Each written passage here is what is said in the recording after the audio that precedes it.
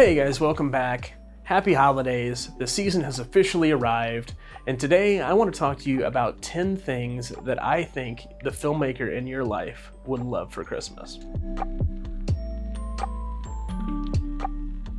Spare batteries are something that every single filmmaker needs. If you don't want to get camera batteries, or you don't know what kind of camera batteries to get, almost certainly whoever's making films in your life could use some NPF batteries. NPF style batteries are used in all kinds of lights and monitors and various video equipment. And what I would suggest is looking for a kit that has maybe a couple batteries and a charger. In my experience, the larger capacity the battery, the better, but depending on what you're using it for, some of the smaller capacity batteries are kind of nice because they don't have as high of a profile. They're not as big and heavy as the others.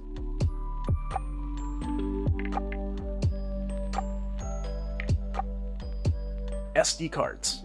And a lot of cameras would take an SD card these days still. If they're using a mirrorless camera, a DSLR, like an A7S III or an A7 IV or Canon's R5, R7, R6, they all take some form or fashion of SD cards. And SD cards are pretty ubiquitous in things like digital audio recorders, so filmmakers can use these in a bunch of different scenarios. And my suggestion for you would be to look at a card with the most capacity and speed that you can afford. UHS Type 2 cards are really good. They usually write between 250 to 300 megabytes per second, which most modern cameras will need a speed of that or higher to record the data rates that these cameras record. And I try to get somewhere in the 64 to 128 gigabyte range as far as capacity. SD cards, man, you can't go wrong. I know, it's kind of like the socks of filmmaking for a Christmas gift, but like, you're gonna use them.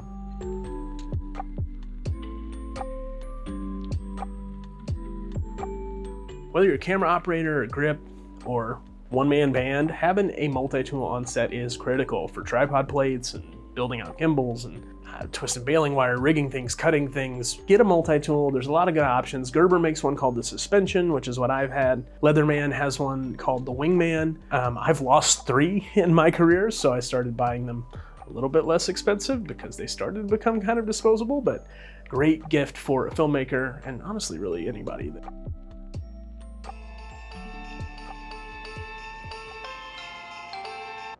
If you haven't seen my light stand review of the Flashpoint 9.5 foot air cushion stand, I will put in a card for that one. It is my favorite in this price range. I bought 2 of them last year for less than $100. They can support a lot of weight. They are rock solid, really awesome stands. They come with a little shoulder bag, but really any kind of light stand, whatever you can afford to pay, whether you go up to that $100 mark, there's a lot of good options. Matthews, I think, maybe makes some baby stands that are in that price range. You could look at companies called Impact. I'll have some links in the description below for a variety of things that fit this price range. You can never have too many light stands.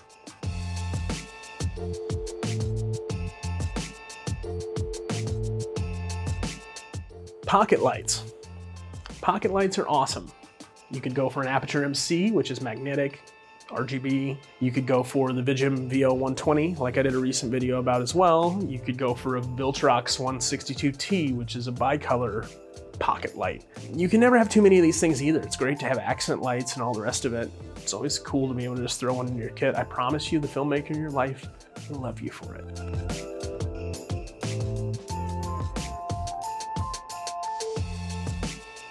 Gaffer tape is ubiquitous and it's awesome. You can use it to rig things, you can use it to tape down cables and tidy up sets and keep things safe. You can use it to label things if you're using white gaff tape. There's a variety of colors. You can get green if you're trying to color key things and you need to tape around it and you can key out the green. They make it in a variety of sizes, 2-inch, 4-inch, 1-inch are some of the most common. If I didn't know what to get and I had a filmmaker in my life that I thought needed some gaffer tape, I would probably buy them a roll of 2-inch black and you can use it for all kinds of stuff.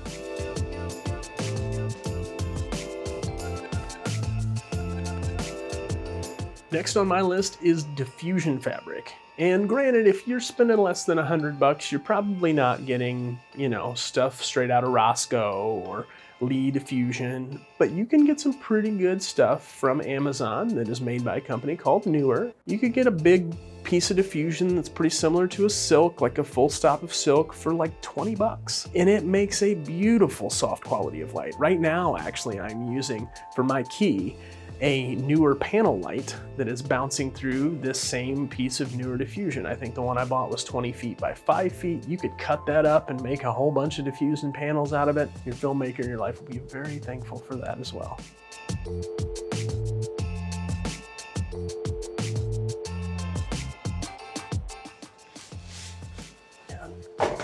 Is that lens dirty? Yeah, it's not a good segue, but next on my list is a good lens cleaning kit.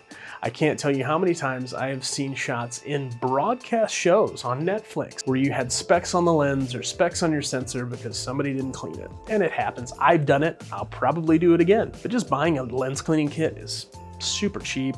I mean, most of these are under like 30 bucks. They come with a spray bottle and various dusters and cloths and things. Super handy. Everybody can use one. Just throw it in the cart.